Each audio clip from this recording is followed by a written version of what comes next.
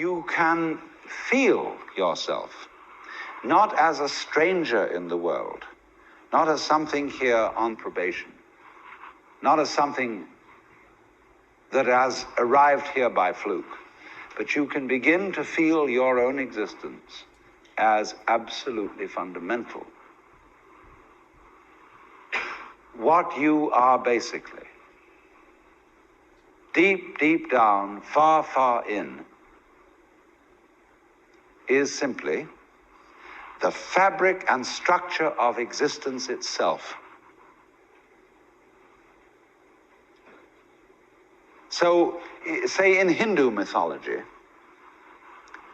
they say that the world is the drama of God. God is not something in Hindu mythology with a white beard that sits on a throne and that has royal prerogatives. God in Indian mythology is the self, Satchidananda, which means Sat, that which is, Chit, that which is consciousness, that which is Ananda is bliss. And in other words,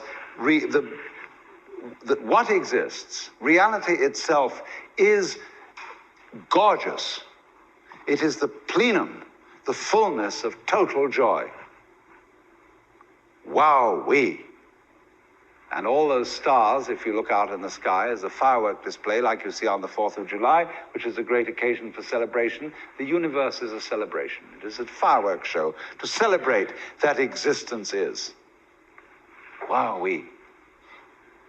And then they say, but however, there's no point just in sustaining bliss. Let's suppose that you were able every night to dream any dream you wanted to dream. And that you could, for example, have the power within one night to dream 75 years of time. Or any length of time you wanted to have. And you would naturally, as you began on this adventure of dreams, you would fulfill all your wishes. You would have every kind of pleasure you could conceive.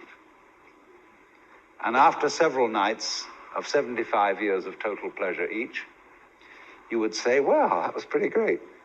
But now let's have a surprise. Let's have a dream which isn't under control. Well, something is going to happen to me that I don't know what it's going to be. And you would dig that and come out of that and say, wow, that was a close shave, wasn't it? And then you would get more and more adventurous, and you would make further and further out gambles as to what you would dream.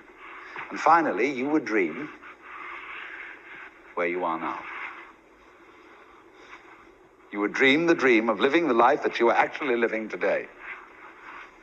That would be within the infinite multiplicity of choices you would have, of playing that you weren't God.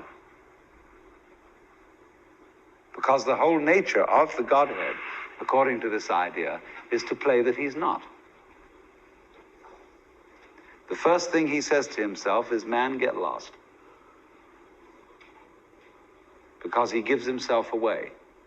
The nature of love is self-abandonment, not clinging to oneself. Throwing yourself out, as in, for example, in basketball, you're always getting rid of the ball. You say to the other fellow, have a ball. See?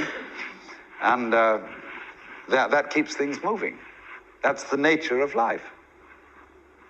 So in this idea, then, everybody is fundamentally the ultimate reality. Not God in a politically kingly sense, but God in the sense of being the self, the deep down basic whatever there is. And you're all that. Only you're pretending you're not. And it's perfectly okay to pretend you're not. To be absolutely convinced, because this is the whole notion of drama. When you come into the theater, there is a proscenium arch and a stage, and down there is the audience. And everybody assumes their seats in the theater and are going to see a comedy, a tragedy, a thriller, or whatever it is. And they all know, as they come in and pay their admissions, that what is going to happen on the stage is not for real. But the actors have a conspiracy against this because they're going to try and persuade the audience that what is happening on the stage is for real. They want to get everybody sitting on the edge of their chairs. They want to get you terrified or crying or laughing. Absolutely captivated by the drama. And if a skillful human actor can take in an audience and make people cry, think what the cosmic actor can do. Why, he can take himself in completely. He can play so much for real that he really believes it is. Like you sitting in this room, you think you're really here.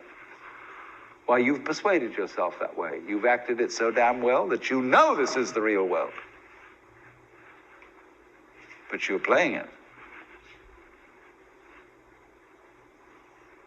It's because the audience and the actor is one.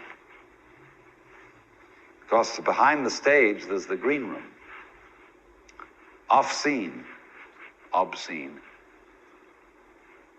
where the actors take off their masks.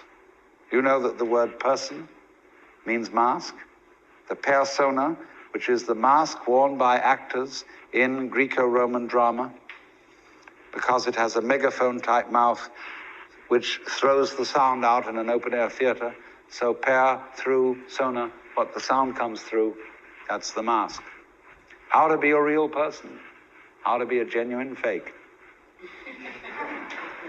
A mask. So the dramatis personae at the beginning of a play is the list of masks that the actors will wear. And so in the course of forgetting that this life is a drama, the word for the role, the word for the mask, has come to mean who you are genuinely. The person. The proper person. Incidentally, the word parson is derived from the word person. The person of the village. Person around town, the parson. Funny. So anyway then, this is a drama. I'm not trying to sell you on this idea in the sense of converting you to it. I want you to play with it. I want you to think of its possibilities. I'm not trying to prove it. I'm just putting it forward as a possibility of life to think about. So then, this means that you're not victims of a scheme of things, of a mechanical world, or of an autocratic God. The life you're living is what you have put yourself into. Only you don't admit it, because you want to play the game that it's happened to you. In other words, I got mixed up in this world. My parents, I had a father who got hot pants over a girl, and she was my mother. And because he was just a horny old man. And as a result of that, I got born. And I blame him for it and say, well, that's your fault. You've got to look after me. And he says, I don't see why I should look after you. You're just a result.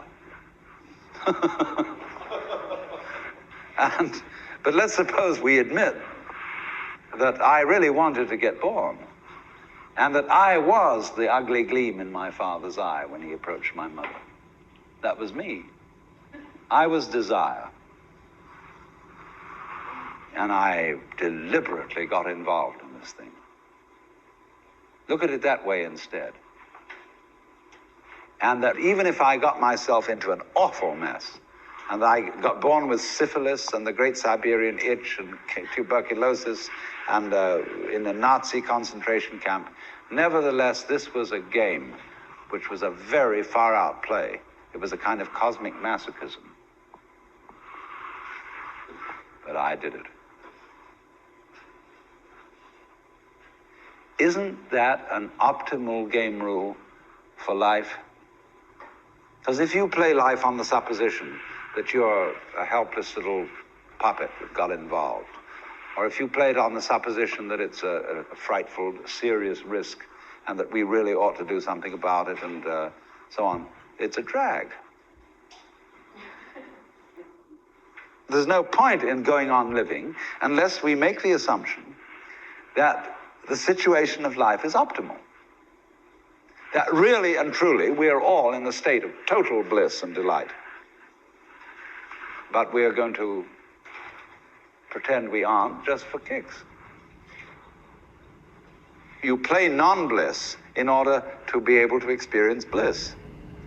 And you can go as far out as non-bliss as you want to go.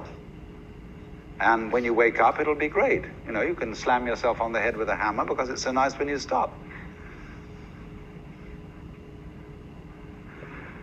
And it makes you realize, you see, how great things are when you forget that that's the way it is.